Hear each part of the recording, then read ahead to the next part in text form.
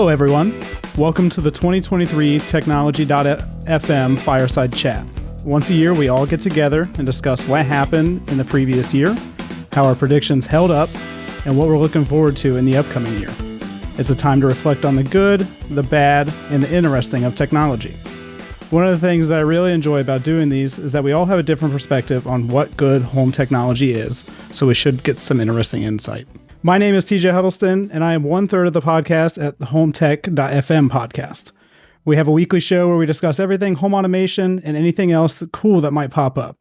I own an audio-video company in Reynoldsburg, Ohio, as well as a security company. I've been an integrator for a decade next year, and it's been a roller coaster since those quote-unquote early days. During those early days is where I met Seth, who I'll let introduce himself now. Hey, I was told there'd be no more math this year, but I am the another one-third of the HomeTech.fm podcast, and I am a software developer of sorts, I guess. I do a lot more project management these days, but over at Blackware Designs, and we're a wholesale integrator in the custom installation space. So I get to interact with manufacturers and handle the integrations of products and that kind of thing if I'm not working on kind of internal projects as well. So yeah, that's me. I'll throw it over to Richard, because he's not one-third of the podcast. There'll be some different math involved on this one, I think. Yeah, I have different ratios or fractions or whatever those are. So I am one half of the Smart Home Show with my co-host, Adam Justice, who couldn't be here with us for this time. We usually do this with him, but he got scheduled for something else. So I am here representing, and I am also the host of the occasional podcast, Home On, which focuses more on the DIY space. And I'm going to pass to Gavin because that's who's left. Yes, I'm the final one-third of the HomeTech.fm podcast crew. I'm Gavin Campbell, and I'm just a do-it-yourselfer guy. I do things and have fun, and my day job, if you know what Intune is, if you know what Config Manager is, then you know what I do. I don't know how to explain it, but I do something and I get paid well for it. So, but on the side, I do this do-it-yourself stuff. So, on that note, I'm going to pass it back to DJ. You know, one of the things that's cool about the Home Tech show and the other shows that we collaborate with, like Richard's, is that we get different perspective on what's happening throughout the year. And if you listen to any of our shows, you'll hear our different opinions on the different technologies that are happening, and maybe, you know, cool things that we think are going to happen. Every year we discuss some of the biggest stories that happened of this year and how they affected our personal spaces that we deal with in technology. Seth, what is the biggest story of the year? Well, in my space, I think last year I talked about labor shortages, which continues to be a problem. I mean, we're still seeing effects on that, and the missing hardware products that we had like ongoing out of the pandemic. I think that kind of like resolved itself mostly. I don't really have any issues getting product, and in fact, there was like a huge oversupply of like TVs and that kind of thing. So like, we're seeing so many cheap like TVs. Cheap TVs. Yeah. And then everybody was like, hey, we have these cheap TVs for sale for what was it? Black Friday. And they didn't discount them any. They were just like, yeah, it's the same $700 TV you were trying to sell me last week. It's just got the same price tag. It just says Black Friday deal. And people figured that game out. So I think there's still going to be a problem, these cheap TVs going into the next year. That's going to be fun. But I think this year, the biggest story, hands down, in the technology space and kind of like the software, the software space, because the hardware didn't do anything, was the chat GPT-ification of literally everything. And we saw this hit pretty hard right at the beginning of the year. I think chat GPT was kind of like, everybody was figuring out what was going on with it, what people were doing with it. It got a huge amount of new users, but people started looking at it going, hey, this would be a really good way to interact with the smart home. I think Josh AI was the first one to kind of like pick up on that and put out a little demo. And I think probably the first to market in our industry. They announced sometime in the summer, Josh GPT is what they called it, which basically they were able to take the voice control they had and just overlay the chat GPT API over that so they could get some of that extra cool info pulled out of it, and made their voice assistant that was just kind of only mostly useful inside the house. Like it had some access to weather and those kind of APIs and that kind of thing, but it really didn't have like the deeper context that Amazon and Google and all those other ones were really working hard to do. All of a sudden, boom, like they flipped that switch and now you can ask it anything. Its responses become more robust. And this thing is primed to be what people interact with inside the house. Hopefully they get, the lying problem fixed. But for the most part, like it seemed like this is a pretty good interaction model that people enjoy, either talking to or chatting with to make things happen. And if we can get that, you've seen Amazon and Google kind of like put efforts into their separate divisions. Bard, I think, is Google's, and Amazon is Alexa. And now Microsoft has a version of ChatGPT, which is Copilot, and many, many different products. I really think that this is kind of going to hit the smart home in a big way when everybody kind of plays catch up here in a couple more months. We start seeing some products roll out from the big guys, Amazon, Google, not mentioning Apple. I have no idea what they're doing over there. Do they even know voice control exists? Nothing. They're doing nothing over there. Yeah, I think for as far as technology goes, this was the big, hardware, nothing to me really happened for hardware, but for software, this was the story of the year. I don't think anything else came close to this. Yeah, I would agree with all that. I think it's going to be interesting to see that kind of unfold over the next year or so. Gavin, what is the biggest story in your space for this year? For me, I felt it was Matter. And I felt Matter was so big that we even created a show segment around it. What matters this week, right? And, there were a lot of products mentioned with Matter support, a lot of products still coming out. It's still going pretty quickly. But I also feel like a lot of companies are hesitant about it and have been holding back too, right? Like they've talked about it, they're investigating it, but they're not in a rush yet to implement it. But no matter what, good or bad, we talk about Matter almost on a weekly basis. Whenever you have a new product, you look to see if it supports Matter or will it support Matter in the future. And that to me was one of the biggest things in, my space. Yeah, I'm going to build on that and say that I think the biggest news was that Matter is a mess. Right now, I have, maybe 3 or 4 Matter devices in my home that I'm using, and the rest of them I'm not using because I can't get these devices to work reliably, to stay connected, to sometimes even connect out of the box. Can't get them provisioned properly. So from what I understand, am having pretty typical problems that folks are complaining about. I know you had an interview with the guy from Samsung Smart Things who works on the Matter committee, working group, whatever it is. That was a great interview, and congrats on The Verge promoting that recently. But he described this as more of a Reddit problem than a real world problem. Clever line, by the way, but I don't agree. I think that these problems are real, and the loudest voices are perhaps isolated to specific forums. But I've certainly seen it, and I want this to work so badly. I want this to be the thing that unites all the products.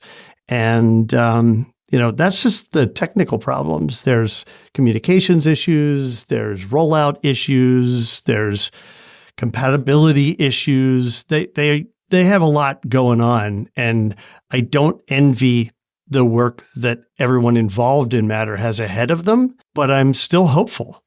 So there's that. Yeah, there was something wrong with the audio. He clearly said it's a Richard problem, not Reddit problem.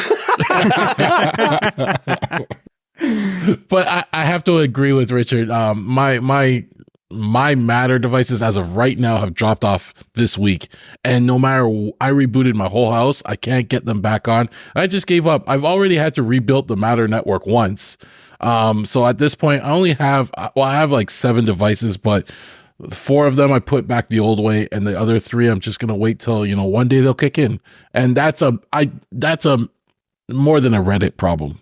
Yeah. No, it was definitely an interesting insight. Episode 462 for people that haven't listened to it yet. It is really good because it does give you some valuable insight from the other end of it. We deal with it from buying the technology and using it and stuff like that, but not really building it sometimes.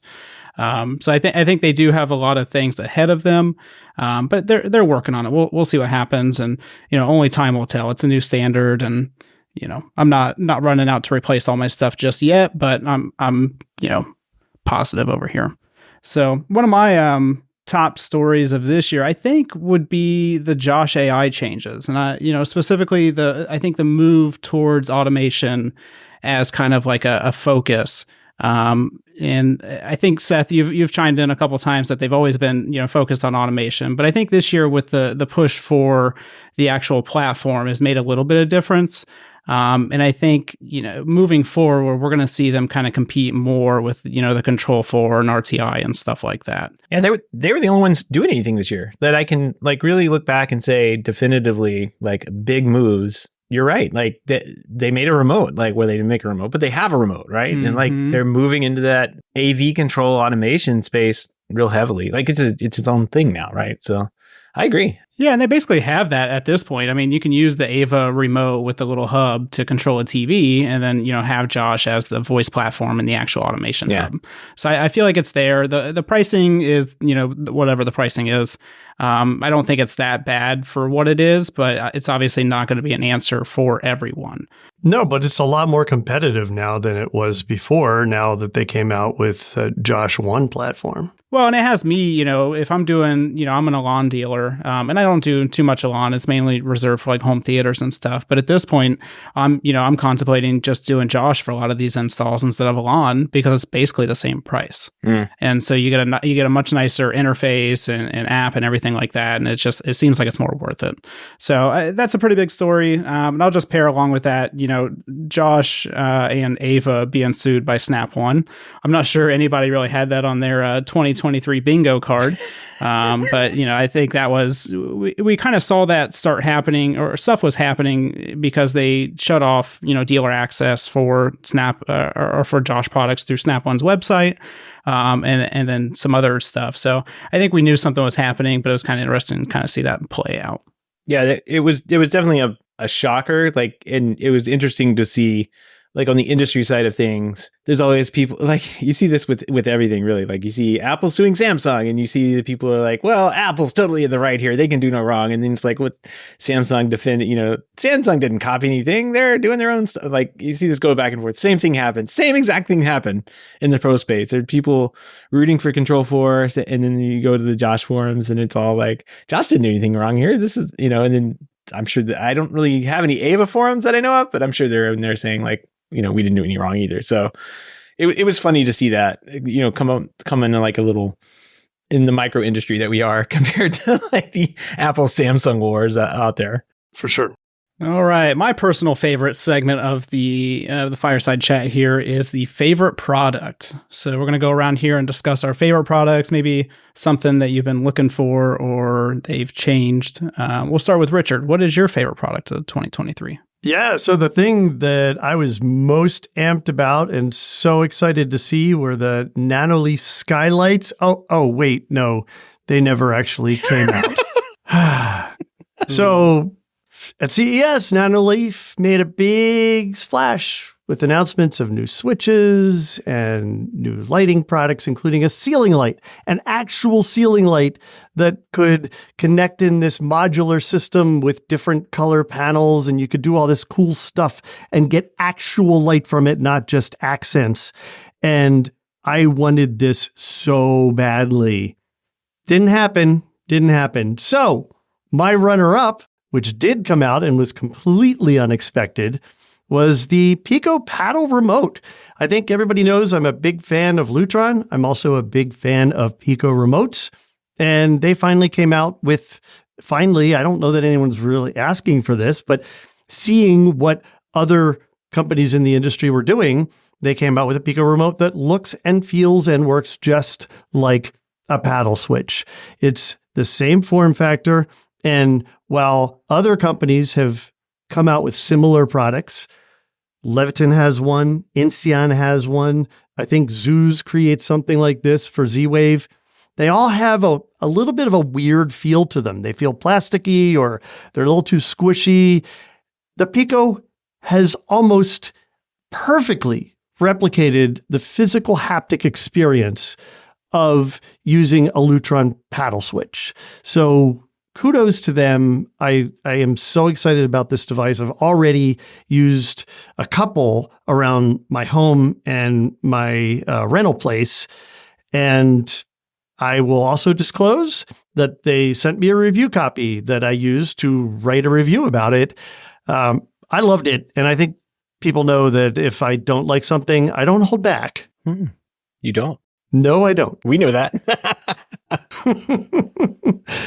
Yeah, I think this was didn't the Diva Dimmer and the Claro come out this year? That was last year, That actually. was last year. Yeah. Man, I'll say Lutron's on a roll with coming out with products that look, like regular products. That's nice. Yes, that should be their tagline. Products that work and look like regular products. All right. I think what my favorite product of this year is going to be Home Assistant. I think I've been on Home Assistant full time for less than 2 years. But this year, I bought my first house, and one of the first things I decided I was going to do was I'm going to automate everything. And I bought some Z-Wave switches from Zeus, and I bought some Innovelli light switches, the Zigbee Blue Series. And I bought this and I bought that, and everything just works right under Home Assistant. And I think we talk about it quite a bit here because it's probably the best hub that's out currently, not without its own flaws or anything.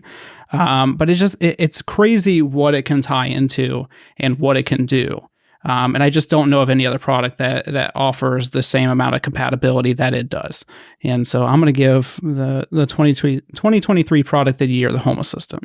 Wow. Yeah. Nice. I imagine Gavin is probably in that boat with you. I still need them to create a better out-of-box experience. And I know that's almost a misnomer because there is not really a boxed experience for them, right? Except for A couple. These small new devices that you can buy, but they're still pretty techy. And if they can help make the onboarding process, make that startup a little bit better and help you get to a point where you have a really nice looking experience without having to get into the weeds and do all the amazing things that Gavin has done, as he's shown us in the past. I think this is going to be a serious competitor in that prosumer space, right? The space between people who want the professional system capabilities, but they want the DIY prices. And I think they've been listening to you because since about maybe August, I would say, they've actually been tweaking the onboarding experience. The logon screen, the first launch screen, they've been making tweaks to it to make things cleaner. And that's just, it's baby steps. With Home Assistant, I realize every month they release a version. And every month it's a baby. I know. I listen to Seth install it every month. I'm actually installing one right now, actually. If you guys start talking about it, it just reminds me I need to go update the thing. So, but every month it's a baby step. And you'll notice, like, over time they will get the full thing. So I know they're working on it, and you'll probably be there one day. Look, anything is better than Blue Iris. I had to schedule a 2-hour training session with Gavin just so I could set up basic things like motion detection and stuff. So, Home Assistant has a lot of work to do, but it's not Blue Iris. Yeah. What's his neat is that out of the box, Richard, you can actually get pretty far with it, but then there is a wall between like what Gavin has set up and what you get out of the box. And the fact that you can get that far with this product is pretty impressive. So yeah, I can see why people are so excited about it, but there's a very high bar once you go past just the basics, hey, I got my Sonos working on this and a couple of Lutron lights, out of the box. Okay. Right. Yeah, that's great. Now you want the fancy dashboard and all the crazy camera pop-ups on your watch like Gavin does. You're going to need some YAML. Well, and even as you described in one of your episodes, as you were starting to use this more, if you add a product and suddenly it's showing you 57 things about that product and all you really care about is it on and how dim is it? that's daunting, right? That's overwhelming. And they need to come up with a way of doing what Apple and some other companies have done really well, which is to figure out what's the most important and how do we kind of shove everything else behind this curtain. Just give me an easy, medium, and hard mode. That way I can decide what I get shown, and then I can go and change it later, you know? Yeah. Are you smart, average, or dumb? No, that's not what I mean.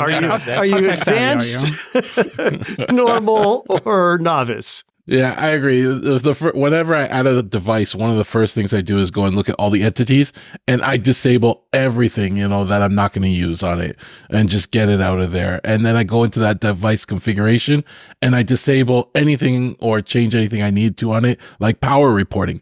I don't want things reporting power if I never care about that information because it's just going to flood my network, right? And things like that. But yeah, I totally agree. If they had like a basic mode that gave you the basic entities on or off and maybe, its status on the network, everything else is just hidden. And if I needed power, I can go and enable it. That would probably make sense. It would not hit you as hard. Yeah, and just have like a universal, interface. If I hit energy monitoring, I can just select which ones I want it from, and then it'll show it, stuff like that. There's ways to do it. Well, there clearly are, because what you're literally describing is the Control4 experience for dealer, and I mean the Elan experience for the dealer. Quite frankly, like yeah, that's true. You get exactly what you're talking about. There are all these quote entities that exist in the Control4 world that I never see. I never have to deal with them. They're just variables and they exist off to the side. And there's a programming tab that you can go to. And if you want to deal with those things, you want to look up the values and everything, you go to that tab. But I can tell you 90%, if not more, of the dealers that I deal with do not and will not go to the programming tab. They refuse to go to the programming tab. What they want you to do everything inside your driver, so it's automatic. And okay, I can do that because I'm a developer, but like I like programming things. So I always think first, like go do it over here. But yeah, it's still got a ways to go. I was just looking at this page that I have, the overview page of my Home Assistant. And if I click the sidebar to scroll down six times before I get to the bottom of the page, there's 6 full pages of things on here on this dashboard that I have no idea what they are, but they're here. I mean, I do know what they are. It's just, there's so much stuff that just clutters this up. And yeah, they could definitely use some UX help and make it a little bit better. All right, Seth, but what do you like this year then? So I do like, yeah. Well, I'm going to clearly, I will admit to stealing this from Gavin. But so while I'm at Zedia, we're drinking at our HomeTech happy hour. Gavin whips out his phone and says, "Hey, look at this." And he's showing James Radcliffe the interface for the Aqara FP2. And I'm looking at it and he's saying, "Look, these are people sitting in my house." And I'm like, that's some space age stuff. That can't be true. And so I bought one. And man, this little dumb product that has a horrible interface and a horrible setup experience is probably the only thing that has tickled me in a very long time. Like this is genuinely a really cool product. It is a really cool product. And there's so much potential in something like this. I think for a product made in China, they nailed the interface. It is amazing. You draw on the thing, like what your room is, the size of your room, and you kind of like walk around and bounce off the walls, I guess. That's what I had to do. Like, oh, I walk over here and that's the edge, and I'll draw the edge of the wall down there. And then you open up this little thing and it tells you, it has a little dot on the screen of you walking around the room. It is absolutely insane. It is such a fun little device. And yes, Gavin, I stole it from you. I'm sorry. But I opened this document here where we're writing stuff down and no one had put that down. So I just put it down. So That's okay.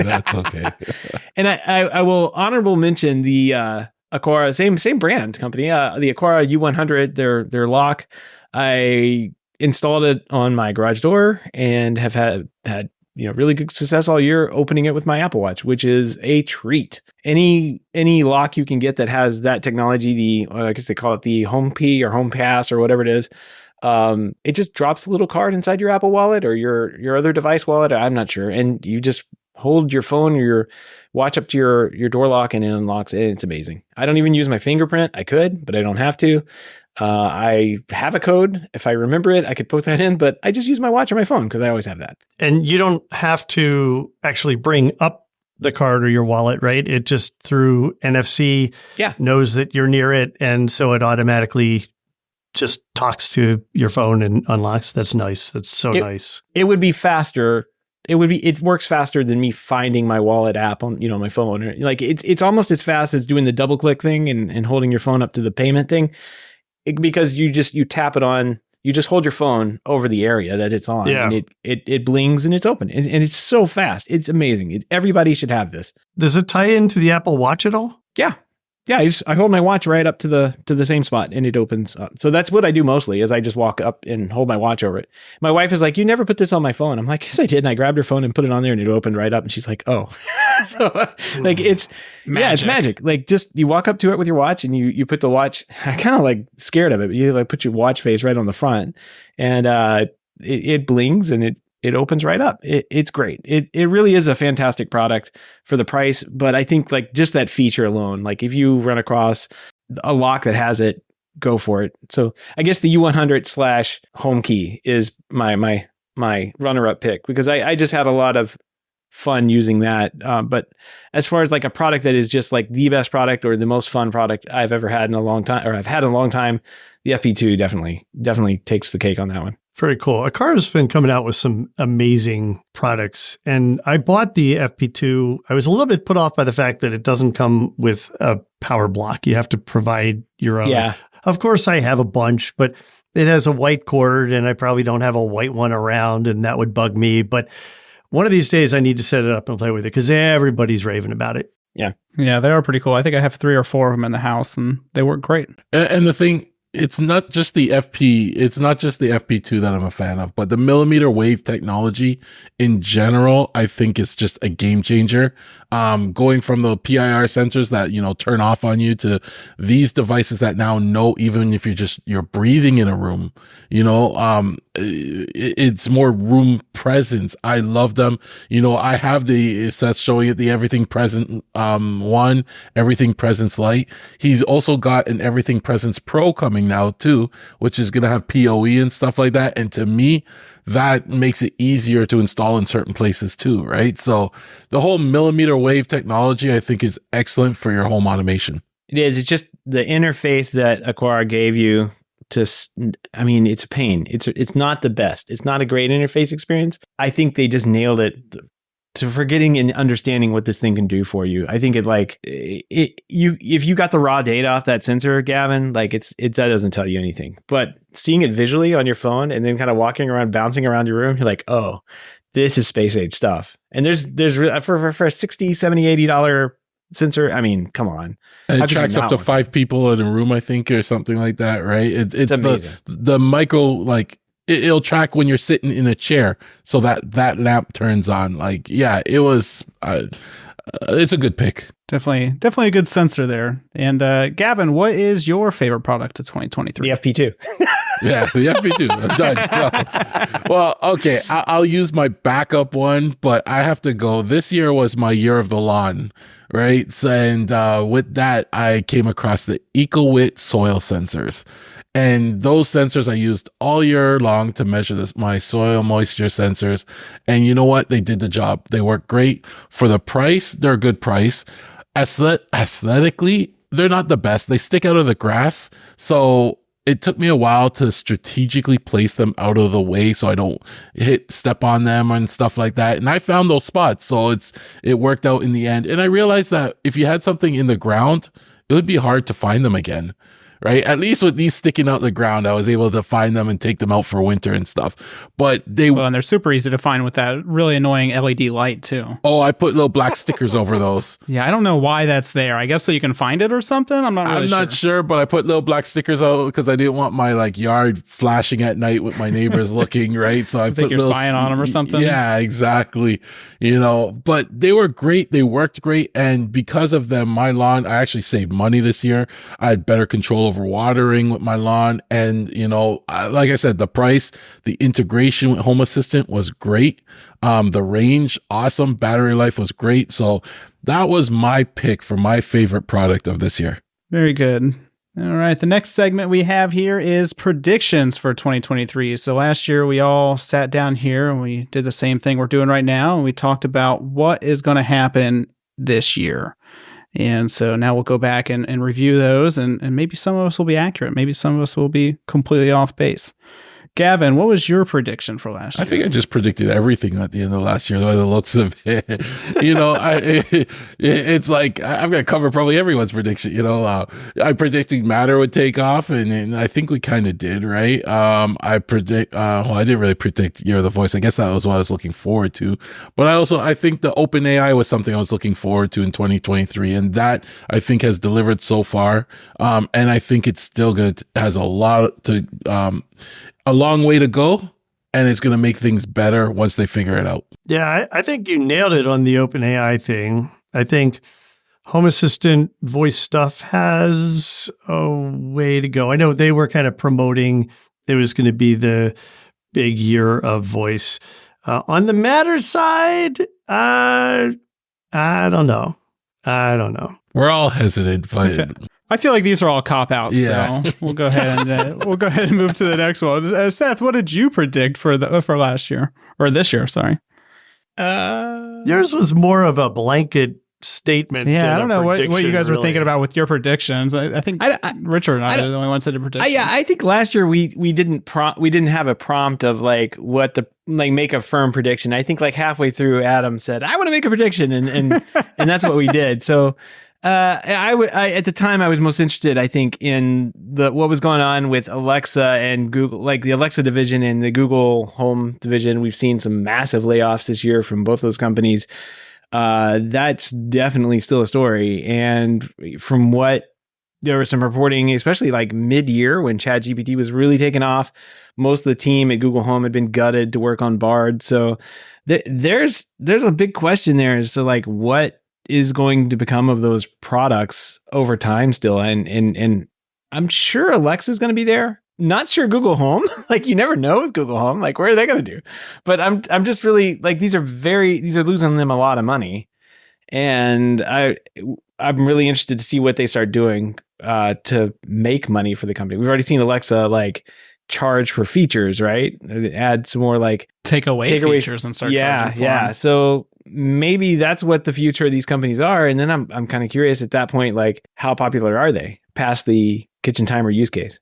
Well, and there was that report I think that we talked about earlier on the show where, after a week or two, basically usage of Amazon Alexa drops off just because people probably aren't finding it as useful as maybe they thought they would. Well, yeah, but I think that's a bit of a warped perspective, right? Because in the first week of anything, you're going to exercise the heck out of it. Yeah, that's true. Just because it's cool and new, right?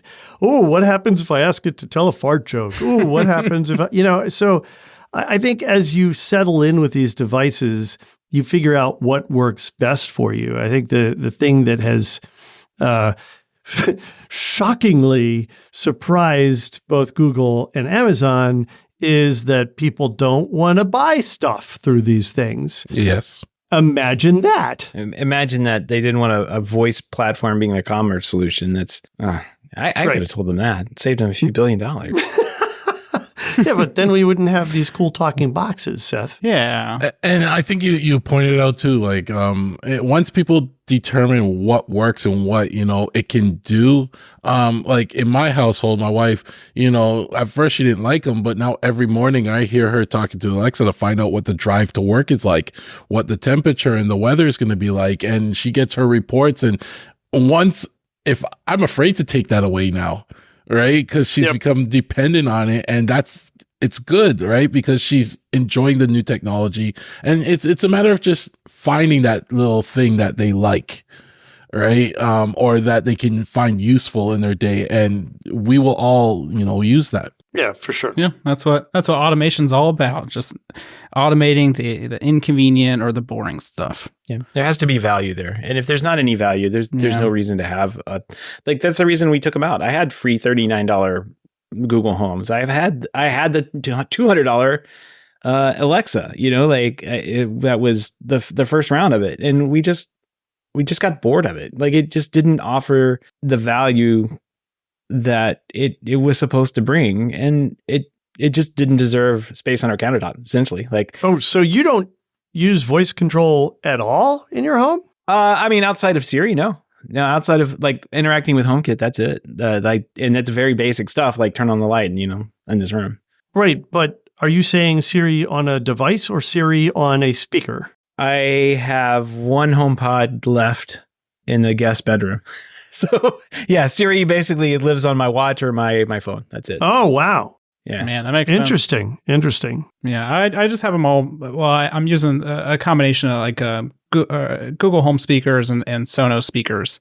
But hopefully Sonos and Google figure out their legal woes so I can just put Google Assistant on my speakers again. And Richard, I think to get like widespread adoption with this in the household again, right?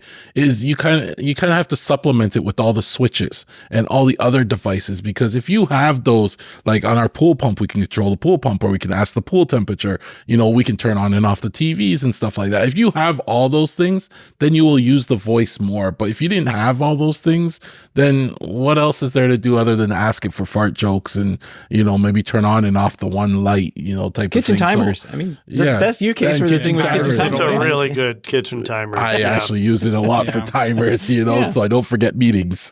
Timers and alarms. I said it. Timers and alarms probably are what I use the Siri thing for most, if it can get them right. But I mean, like even today, I went around and I got a bunch of these like Shelly plugs in, and I was going around setting up little Christmas light things and adding them to a Christmas scene. And now that's in HomeKit, I can yell at Siri Christmas time and it'll kick on those lights whenever we need. So there's value there, but does it need to tell me, by the way? If it tells me that, it's going in the trash can. So there's no value in telling me, by the way. Yeah, that's annoying. Yeah, and I really don't need to buy my toilet paper from a voice assistant. So it's one of those things I want to look at before I buy. Make sure I'm getting a good deal. Make sure I'm getting the right thing. Oh no, wait. Amazon, you could try it out, I think. Richard, your prediction for 2023? Yeah, I think I get a pure F on mine. I predicted, and I think this was largely expecting that Matter would take off this year better than it did, an onslaught of new products out there. We've seen companies holding back. And that was one of the things we talked about last year, is that companies were holding back on product to wait and see what was happening with Matter. And as a result, I think we all thought that everybody was going to come out with cool new devices this year, either Matter or not Matter. There were going to be a ton of new devices. If anything, I think this is one of the more quiet device years that we've had in the past decade. So I get 0 points for this one. I mean, I would get 0 points for that too, because I agreed wholeheartedly. I thought this was going to be the year that we saw that, and nothing. Like it's been flat in the pro space for a long time. There's nothing in the pro space minus Josh. Josh came out with that new hub. That was pretty much it. And Ava with a remote, like that. That's as far as like technology coming in and being shown, like as far as like exciting stuff, you know what I mean? Because somebody came out with a new speaker or outside speaker. Nobody cares about that, but transducers. Come on, guys, come on. My prediction was the year of the lock, and I predicted that we would see a bunch of new smart locks and features, and maybe a focus on anti-lock picking, because everybody on Reddit really likes to think that people are going to pick your locks. I'm here to tell you that they're probably not. They're just going to break your window or something. But we saw a good amount of locks. I mean, Seth's pick was, a smart lock that came out this year. So I feel like we have seen a good amount of smart locks come out. I wouldn't say it's really the year of the lock, though, because there wasn't anything that was like revolutionary. You had the home key, which sounds awesome. But then, you still have different, you still have weird segmentation there. Like I think Yale came out with a home key compatible lock, but you couldn't use like the Zigbee and the Z-Wave at the same time, or the fingerprint. You had to basically use the fingerprint or the home key or something like that. So it's weird that we still have to deal with those challenges. And it's weird that companies are still coming out with smart locks that only come in like one color. Because, most of the time you have 5 or 6 different colors of locks, but certain companies like Aquara are only coming out with one color of lock. So that's still a problem in the lock space. I think that's largely due to the maturity of the company, though, right? I mean, Aquara, it sounds like Aquara. There's no U in there. Aquara is a relatively small company compared to these huge conglomerates that own the lock companies. And so I think if you give them time and there's enough success with these lock products, you'll see them offer other finishes. But to run and create inventory for separate SKUs like that is expensive and harder to do for smaller companies. Yeah, I guess I don't know. I just, especially a car itself it gets a lot of their stuff from Xiaomi, which is a larger company. So I don't think it's a problem of availability. It's just a problem of, are they going to sell it or not? And they probably just know that they're not going to sell it. So I feel this ties into a bit with Matter too. Like we saw some lock announcements with Matter, and I bet you there's a bunch of them just waiting for Matter to mature, and they already probably have their Matter locks ready to go. So we may see that this year or next year or the year after when Matter matures. If somebody really just came out with some way to make like a smart lock for patio doors, either sliding doors or French doors and stuff like that, they would be billionaires. Yes. Because there's almost nothing on the market for those kind of things. There's one I found, and it was for a specific brand of door, and that was it. Well, and that's the problem, is they all take specific hardware, and then the company stops making the hardware after a certain amount of time. So you're basically like that little piece of wood that people put in the tract of like their sliding doors. That's a whole nationwide thing that people do for security because their locks don't work. I'm really surprised that Pella and Anderson, both of which have flirted with smart control of their doors and windows, and both of which create sliding door products, haven't offered something themselves. All you have to do is make it like Wi-Fi, or even make it Z-Wave. Throw a Z-Wave chip in there too, or an option for Z-Wave, because that's going to be pretty much compatible without them having to support an app. I think the longer term concerns for a lot of these companies is that, if we put it on Wi-Fi, then we have an app that we now have to support for the rest of its life. And trust us, we don't want you to. Yeah. Yale has one for Anderson. They have the Azure lock for Anderson patio doors. Yeah, they're really slim but one, right? Yeah, but that's the only one I've seen out there. And that thing is ginormous. I mean, it looks nice and everything, but that thing is giant. Exactly. So I wish they would. I think one solution people have gone towards is just leave the lock unlocked and use the automate bolt at the bottom, and that's what they've gone with for now. And even that would be cool if there was something, like more out of the box, easy to install. I would be okay with that. It just needs to be, instead of that board that's like in the tract, have you seen the ones where people install it like halfway up the door and it's basically like a metal unfolding arm? Somebody should just design something like that'll allow me to open the door and lock it. I think that does it. We talked about auto slide, which they're around. And they have the little. We've seen that for like various doors and stuff. But it's a big. I mean, it's a thing that lives on top of the door and kind of like opens and closes it, which I mean has its uses. It could be good for starships, pets, and pets. Yeah, yeah. The first video, if you go to autoslide.com and look at it, it's this guy on the hover round exiting his house, but it opens just the same way it does on the Enterprise. There you go. But yeah, that could be one solution and probably be more supported moving forward than relying on these window companies to make a smart product. I'm not going to say it's not their forte, but it's probably not in their wheelhouse to put something like this together, support it long term. Fair enough. I mean, man, I want this auto slide now. Thank you. We've seen how well that worked out for the garage door industry.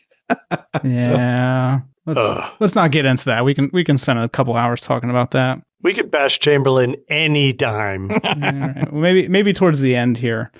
So what are you most looking forward to in 2024? We'll start with Gavin. Now remember, you're going to get graded on these next year. Yeah, so don't come up with some weird answer. Like it's actual predictions. You tell me right before. Now I can't actually change mine. Like pull one from your 5 list that you have. No, but this was like a personal hope of mine for next year, and I'm hoping that we'll see some activity in the remote space. And the only reason I'm thinking next year is because 2025 Harmony is supposed to shut down their servers. So I'm hoping for somebody to reverse engineer the harmonies that allow us to program it without a cloud on it, for example. That's a personal hope. But I'm still waiting on somebody to release a Harmony replacement. The stuff I've seen so far don't come close. Yeah. When it comes to home integration and stuff like that, and there's so much potential there. But I know there's a lot of people that are like, well, all these remotes are dead. You just need 5 buttons to control everything. And that's what people want nowadays. I understand it, but we're talking smart home here. We want integration. We want control, so I'm hoping we'll see some movement in this space. And that I'm predicting next year, only because 2025, Harmony's supposed to shut down the servers. Do you remember the name of the remote that you guys talked about when it was announced? And it was like $40. It was going to be IR only. What's it called? Flirk. I think it's FLIRC or something. I don't know. What'd you say to me? Yes. What'd you call me? Right. Well, right. So I bought one. And it's actually a really nice remote. For a single room, it's okay. Yeah. And with line of sight and all that stuff. But it's a really nice remote. But their software is still on version 0. Whatever. They haven't completed all the features that they put in but disabled to tease you about what was going to happen. Those things still aren't there 2 years later. So you have people interested in this space, but I think I fear there isn't enough money to sustain it. Yeah, I have the Flirk and I use it here in the garage because I have to, because I installed a soundbar for my little theater setup, and turning on a projector, an Apple TV, and a soundbar at the same time. Once your 2 devices, you're good. 3 devices, probably not. So it works well enough, and I'll leave it at that. I was able to get it to reliably turn things on and off fairly quickly and easily. I mean, I have a lot of experience programming remotes, so for me, really wasn't that difficult. Just kind of had to figure out how they understood or how they want things to work and how their little macro system works, and then off to the races. But it's a good feeling remote. Yep. Like, I'm just kind of shocked as to like why it hasn't advanced on the software side. Really, the only thing holding it back is the software. Yeah. And if it paired with some kind of RF dongle or something like that, oh my God, that would be the solution that Gavin is looking for. It would be so powerful. And you're right, they nailed the ergonomics on that thing. It has a very nice hand feel to it, weight with 2 AA batteries or something like that. I think it uses. I think so. Yeah. And it's got the little color LED on it to kind of like identify it. And also you can change between the color buttons that no one ever uses on their remotes. Yeah. You can program them as 4 like do-it-yourself buttons for whatever you want them to be, which is kind of cool. But yeah, the software is holding it back. And man, again, if somebody comes out with an RF solution that can go through walls, that's a killer feature. I mean, I'm with you, Gavin. Like I'm waiting for that, because right now that's the only thing kind of going into mine. If it's not too early, yeah, that's the only thing that's really holding the pro space around. Like, honestly, is the remote control solutions, because we have them. Yeah, I know. I get jealous every time I see what you guys have. I wish I could get one of those. Yeah, and most of the time, honestly, I try to avoid, speccing in a universal remote at this point, from URC or Elan or whatever, just because it adds so much more complexity to everything. And I think that's kind of the move away from the remotes that, in general, society is doing at the moment. A lot of people are going to a single streaming service, and they don't need the switch inputs. But if you do, you're posed. You don't have an option. Yeah, I would say a lot of people are, but the vast majority of these larger homes that have, 10 or so TVs, you can't have 10 Apple TVs streaming the same thing at the same time. If you do, it's like insane cacophony of like different sounds coming out at different times. Like, that's not how streaming works. So like, yeah, you need to have these things synced up through a video distribution system, and the patio needs to play at the same time that the kitchen TV is playing the game. It all needs to be in sync.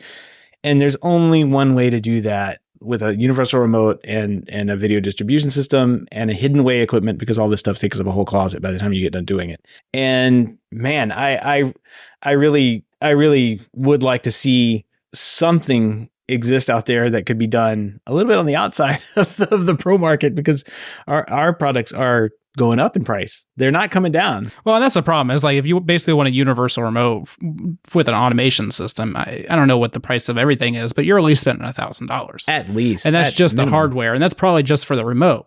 And so, if I have a setup that wants a universal remote, they might be spending $2,000 or $3,000 just to get this one universal remote working. And so it's just crazy that there's nothing that bridges that gap between like a URC remote that only does IR for $400 or whatever it is. Or a $40 Flirk remote. Yeah. There's nothing in between. $40 or your next step up is a $1,500 plus system. It's crazy. To sit there and see the something's got to exist at $800 or $300. Something has to exist somewhere. But yeah, I don't know.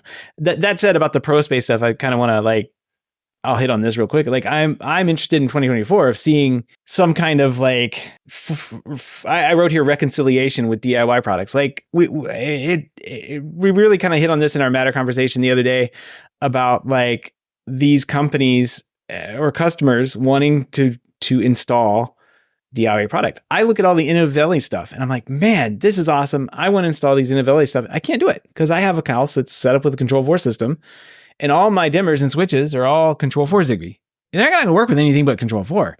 What I really want is Control4 just to work with all the other stuff, like a home automation hub should, right? And it clearly can, but they're holding themselves back, or they still have those walled gardens up. And I just don't think that's healthy for the pro industry to have those walled gardens. Obviously, it's worked well for them over the years, but it would work better if they worked and were operable in some way with more things out there. They can set the bar for what a good product is. They can say our dimmers and switches, they're premium priced, but they work really well. And we've got all the features properly implemented, and the dealers will still buy them and they'll still sell them to the customers that way. But if somebody wants to set up an Innovelli switch in their system, they're only prevented by vendor lock-in, and I'm not just singling out Control4, all the other systems as well. It's kind of how it works. So I really would like to see some kind of capitulation somehow where we can get some of these more DIY products working inside of these systems. Just seeing all the cool stuff that you can do on the DIY side and kind of watching Gavin set up what he can set up. And I'm like, man, if we can only do that inside the pro space, we would be off to the races. Yeah, I think one of the coolest products in this space is from a company called Innovo. And they make what's called the Magic Cube, and it basically bridges the gap between the DIY space and the professional space. So it's basically Home Assistant on a little box, and they have a driver for a lawn. And so anything that you put into Home Assistant, you can then bring into a lawn. And so hypothetically, you could have Matter devices in an lawn system, even though it's not officially supported. And so there's starting to be some stuff like that, but it will be interesting to see, how that bridge kind of happens over the next couple of years. Because they are going to have to answer it. Well, and it's they are. I think that maybe it was lip service, but at CEDIA it was interesting to see Crestron specifically calling out their support of third-party products, even like Philips Hue, so that if your daughter has a Philips Hue bulb in her room, that's not an outlier now. That's something that you could bring into your control system, and that's just smart. Yeah, one of the things that always crushes you as an integrator is when you're putting in this really expensive system that can do video distribution, audio distribution, and somebody brings you a $20 outlet that you can't make work with the system, and they're like, "Well, what was the point of this?" And I was like, "Well, it was for all this other stuff, but because I can't control your light switch, then it doesn't matter." Right. So, Richard, what are you looking forward to in 2024? So one of the reasons that I wanted to see an influx of new products this year, which didn't happen, is that I really want to see some new products in categories that haven't had a whole lot of innovation recently. And the first that comes to mind is thermostats. I feel like the thermostat space has just become quite stagnant. I don't see significant improvements despite numerous SKUs being floated out there from Ecobee. And Nest has done nothing for years and hasn't come out with an updated version of the Nest Learning thermostat for even more years.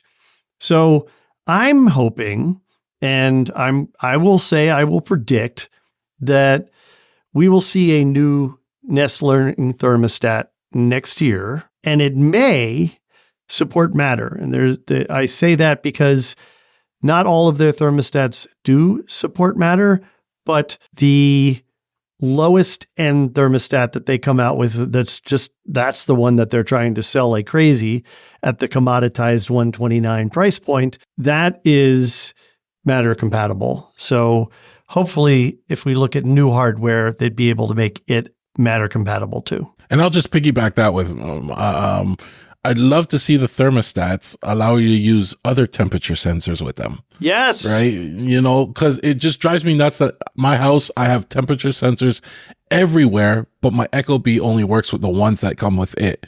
You know, I'd love for them to just open that up so I can, work with everything. Yeah, that would be nice. At no surprise to anybody, my prediction is going to be Sonos headphones. Oh, keep dreaming. Because I have been asking for them for years now. Not going to happen. Yeah. This is the third year in a row, right? Yeah, pretty much. Yeah, well, third year's the time, or third year's the charm, right? Man, I just want it to be a thing. Just come out with it, make it what I want. I'll buy it. That's it. That's all I want. That's my prediction. Stop trying to make fetch happen, TJ. It's never going to happen. Nobody wants those. I only need like one more Sonos product in my house, maybe two. The second one is the headphones. So maybe they'll come out with a Sonos remote control first. Oh, there we go. Yeah, well, there's talks of the streaming box, which I really don't understand. So maybe they will come out with a remote. I need you to explain the use case to me because there's so many use cases. For me, Richard. I only use a wireless headphone set, like the over-ear headphone things, when I'm traveling, when I'm not home, when I'm on an airplane, or when I'm in a hotel or something like that, and I want to hear my streaming box better. Those are good uses. What am I using it for at home? You use old school TV headphones is the simplest explanation. So I don't know how many I've installed. It's probably not that many nowadays, but I used to install a lot of TV headphones, and they were literally just headphones that connected to your TV, and they played the audio over headphones. Yeah, the Sennheisers, they're like $400 or $500, something crazy. That's the simplest example I can give you. But for me, we have Sonos speakers all over the house. And so I don't have a problem with not being able to hear something everywhere. But sometimes, like, maybe I want to watch TV in the morning, but I don't want to disturb everybody. Or a good example, Nicole is cooking in the kitchen, and she usually has the living room speakers and the kitchen speakers turned up all the way so she can hear over the cooking and everything. And she could probably just wear the headphones instead. And so it's simple use cases like that. For me, it would have to work without the Sonos system, right? It would have to be a set of Bluetooth headphones as well. Then why do they need to be You're from there. Sonos? You're already there. Yeah, you don't need Sonos. Well, because there's nothing else that works with the Sonos system, right? What else are you going to do? So yeah, I agree with you. If they're going to come out with the headphones, I want something that I turn it on and it automatically switches the audio over. So it'll turn off the internal speakers, switch it to the headphones, and now I can watch TV without disturbing the rest of the house. So that's the Sonos integration part. But you also want it to not work with Sonos. So if you can pair it to your phone and use it like other headphones too, I guess, right? Right. I don't want it to be like completely useless, right? I mean, like I'm probably not going to use them outside the house that much, but we all know that technology stops working at some point, and these headphones are probably going to stop being supported in who knows how long. And I just want the flexibility to use them with Bluetooth as well. And I'm assuming that there's going to be 2 tiers of these at some point because that's what Sonos does. The more expensive one is going to be the all-in. It's going to have Bluetooth and work with Sonos and all that good stuff. And then they're going to come out with a cheaper set that only works with Sonos and doesn't have Bluetooth built in. That's how I see it playing out. Okay, so you're predicting 2 Sonos headphones next year. I don't think in the same year. No, I think they'll start off with the more expensive ones. They'll start off with the more expensive ones. All right. I just don't know how. Come on. I just don't know how they can survive competing with, like, where is that going to live on the price point? Like, you've got Apple at one end, and then you've got Google Buds. I mean, essentially what you want already exists on the market. All you want the Sonos app to do is have Bluetooth out on it. Like, so you can just. Well, no, I want to be able to listen to whatever I'm listening to through the Sonos, whether it's my TV or, radio or whatever it is through the headphones. So what if instead, like where I think Seth was going, they enable the Bluetooth that's now on board all their new speakers to work both ways. and you could tie into No, see that Bluetooth isn't It's good. got to say Sonos on it because it says Sonos upside down and right side up. Hold on. This is the professional crowd. We know Bluetooth doesn't go that far, right? And so as I'm walking around the house, unless the speakers hand off the Bluetooth connection like perfectly, the Bluetooth isn't a good solution. It's got to be Wi-Fi based. Your Wi-Fi headphones aren't going to work. That's too much energy. Here. So Yeah, they're not going to last past an hour. yeah, they wouldn't last very long. $449 is my price prediction. So they already have Wi-Fi headphones that last a good amount of time. So How about don't poo-poo on my prediction. Wait a minute. Couldn't you already do this with the Apple headphones? Yes. Because you can AirPlay from Sonos.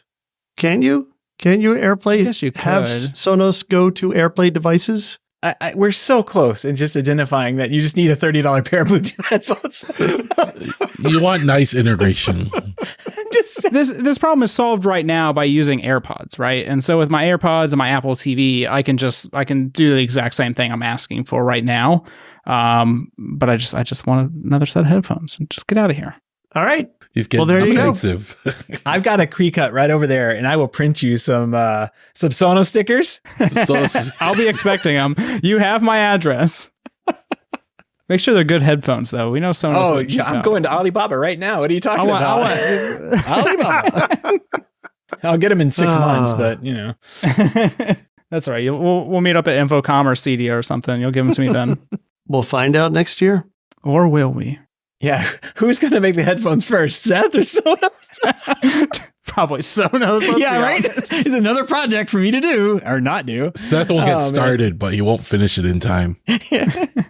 All right, let's go around and tell everyone where they can find you. Maybe the latest information about you, whatever you're working on.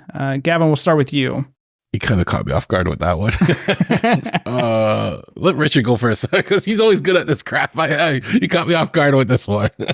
So if you want to find out more about what I'm up to, as I mentioned, I co-host the Smart Home Show with Adam, and I also occasionally put out an episode of Home On that seems to be quarterly these days. Hopefully it will be more frequently next year. I'm also on Mastodon as Richard Gunther, on Instagram as Richard W. Gunther, and in my day job, I'm a digital experience consultant, and I think I probably summed this up best when I was recently on Robert Spivak's Do It For Me Solutions YouTube channel and talking about the user experience problem in smart home apps, saying that basically my job is to help companies make their apps suck less. So if you have an app that sucks and you need help making it suck less, I might be able to help you. There's a lot of them out there, so I'm sure you're plenty busy. Gavin, you ready now? Yes, I'm ready now. Okay, now I was prepared for this moment. All right, here we go. Yeah, there's like 2 things on here. Hey, I got to be in the right mindset. And with that, you can find me on Mastodon. I'm Gavin Campbell at HomeTech.social. I'm also on Twitter, GVN Campbell on Twitter, because I still hang out over there just because I have to follow certain people. And we're always in the Slack channel, the HomeTech.fm Slack channel. So if you're in there, I seem to be, helping out a lot, giving a lot of free consulting to people lately. Like maybe I should start a business doing this. Does your home automation system suck? Yeah. Let's talk to Gavin. Yeah. Richard will handle the app. Gavin will handle the home automation. It's printer consulting these days. Not consulting. When it comes to printers, I feel your pain and I give you a shoulder to cry on. Because that's all you can do. Printers is a little different. That's all I can do for you, because I'm there with you too. But yeah, the Slack channel, a lot of people ping me in there for help and, I give some free consulting. So make sure you pay your Patreon and join us in there. And Seth?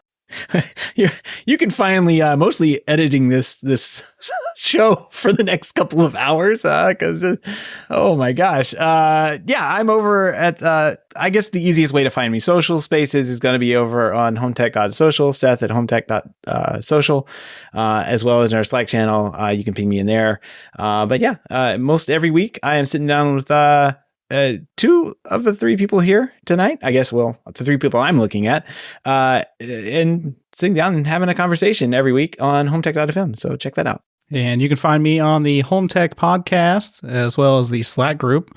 You can join that for only $1 a month. I mean, there's no other great space on the internet like the Slack channel. Or you can find me at my website, connectu.tech.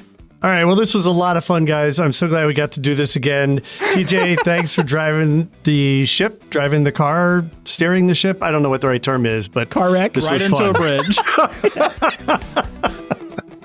Let's do this again next year. Absolutely. Absolutely. All right, guys. Everybody, I hope everyone listening and everyone here has a great holiday and just spending time with friends, family, and all that good stuff over the next couple of days, weeks, I guess, because some of it's extended. I hope everyone's having a great holiday and continues to have one. See y'all. Take care.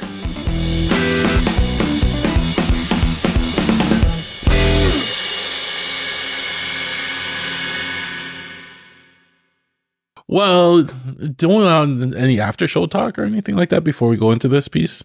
I feel like the after show talks after that, right? Yeah, it would be after that. Oh, I don't have okay. it. Yeah, it's after Sorry. the show. Okay.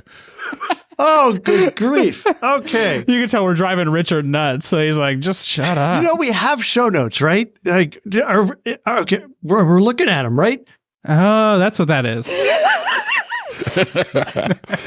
You see what we have to put up with here, Richard? You know what threw me off? I thought the after show was actually going to be part of the show, so it'd be before we did the plug promotion. Doesn't make any sense, Kevin. It's after the show. Well, I guess we're just talking now. This ain't going to be recorded and edited then, right? Who knows? I guess you just It want says We're recording. still recording. And Richard's talking on Yeah. mute. He's cursing on me. Yeah, he's cursing us out right now. I don't. These freaking idiots.